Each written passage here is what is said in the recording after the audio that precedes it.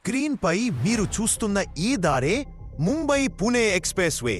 ప్రతిరోజు ఇక్కడి నుండి దాదాపు 60,000 వాహనాలు ప్రయాణిస్తాయి. మరి ప్రతి వాహనం టోల్ చెల్లిస్తుంది. ఒక చిన్న లెక్క వేయండి. ఒక్కో వాహనం టోల్ను సగటుగా 300 రూపాయలుగా తీసుకున్నా ఒక్కరోజే ఈ రహదారి నుండి 1,80,00,000 టోల్ వసూలుతుంది. మాసానికి దాదాపు 54 కోట్లు. అది కూడా ఒకే ఒక హైవే నుండి. ఇప్పుడు ఒకసారి ఆలోచించండి, ఈ హైవే మీకే చెందిదైతే ప్రతిరోజు, ప్రతి నిమిషం, ప్రతి సెకండ్ డబ్బు మీ అకౌంట్లో పడుతూ ఉంటుంది. ఇది కేవలం ఒక రహదారి ఉదాహరణ మాత్రమే. మన భారతదేశంలో 5,000 కిలోమీటర్లకు పైగా నేషనల్ హైవేలు ఉన్నాయి. అక్కడ ప్రతి క్షణం టోల్ వసూలుతుంది. ఇప్పుడు అసలు విషయం, మీరు కూడా ఈ హైవేల్లో పార్ట్ ఓనర్ అవ్వచ్చు. మరి టోల్ ఇన్కంలో మీ వాటా నేరుగా మీ బ్యాంక్ అకౌంట్కి రాగలదు.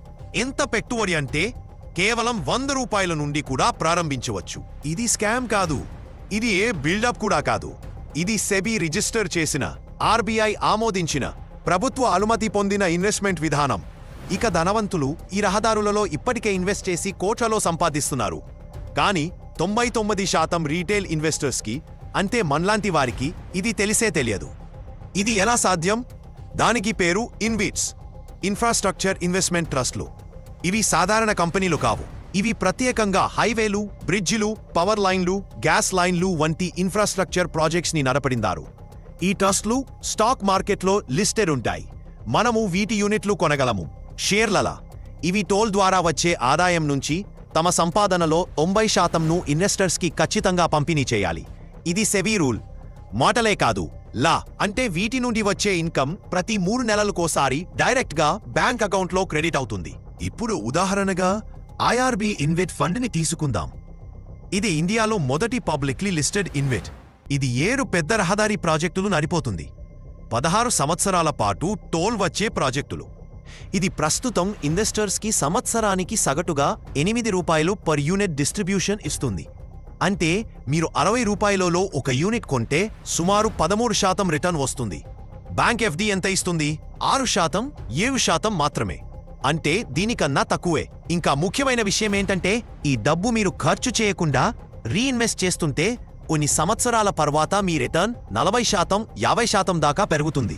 దీన్ని కంపౌండింగ్ అంటారు. కేవలం 10,000 రూపాయల పెట్టుబడితో కొన్ని సంవత్సరాలకు వార్షికంగా 4,000 రూపాయలు, 5,000 రూపాయలకు రెగ్యులర్ ఆదాయం వచ్చేలా మారుతుంది. అంటే మీరు పడుకున్న రోడ్లు పని చేస్తుంటాయి, వాహనాలు వెళ్లి టోల్ చెల్లిస్తుంటాయి, పెద్ద కంపెనీలు ప్రాజెక్టులు నడుపుతుంటాయి, మరి డబ్బు మీ బ్యాంక్లో పడుతూనే ఉంటుంది. ఇది కల కాదు, యథార్థం. కానీ ఒకటి గుర్తుంచుకోండి, అన్ని ఇన్వెస్ట్మెంట్లలో రిస్క్ ఉంటుంది. అందుకే చిన్న మొత్తంతో మొదలుపెట్టండి. సిస్టమ్ను అర్థం చేసుకోండి. నెమ్మదిగా యూనిట్లను పెంచుకుంటూ పోండి. 3 సంవత్సరాలు సహనం చూపండి. మీరు తేరా స్పష్టంగా చూస్తారు. మరింత ఇన్కమ్ స్టెబిలిటీ కోసం బాండ్స్ కూడా మంచి ఆప్షన్. అవి కూడా ఇప్పుడు 1,000 రూపాయల నుండి లభ్యమవుతున్నాయి మరియు ఫిక్స్డ్ రిటర్న్స్ ఇస్తాయి. చివరి మాట తెలుసుకుని నిర్ణయం తీసుకోండి. చిన్న మొత్తంతో స్టార్ట్ చేయండి. ప్యాసివ్ ఇన్కమ్ను బిల్డ్ చేయండి. ఈ ఒక్క అవకాశాన్ని కోల్పోవద్దు. ఇప్పుడే మొదలు పెట్టండి. ఈ వీడియో నచ్చితే సబ్స్క్రైబ్ చేయండి మరియు లైక్ చేయండి.